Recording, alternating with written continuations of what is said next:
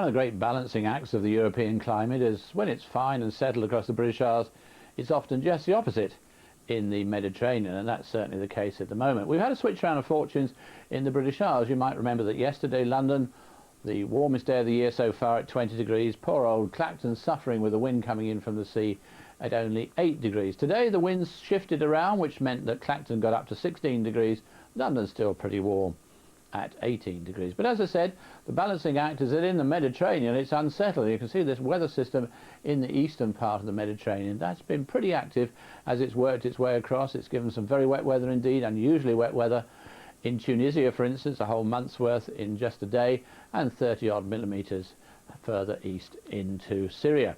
And it does look as if that area of low pressure will be around for a little while before it eventually slips away eastwards. It'll be pulling in these cold winds, lots of isobars, so it's going to be pretty windy. Those cold winds will be pretty strong, so the weather there very unpleasant. In fact, it's colder and wetter and windier in Cyprus than it is here in the British Isles. Best temperature about 12 or 13 degrees, and it'll even be below freezing and snowing over the mountains. Now for the rest of the night, this blanket of cloud and mist will creep a little bit further inland. It's going to be affecting western and southern parts. The cloud remains broken in eastern areas, so it might just get cold enough there for a touch of ground frost, but under the blanket and the mist in the west and in the south, it will be a fairly mild night. High pressure still there on Tuesday, so it will be another fine and dry day by and large. There will be this mist and murk around western and southern areas to begin with. I think that will burn back to the coasts in most areas. These western parts staying quite grey, damp and misty, especially the hills and the coast. Central and eastern parts, though, might, I suppose, be the odd shower, but generally dry. Best of sunshine in the east, best temperatures too. Quite warm at 16 degrees, but much cooler around the coast.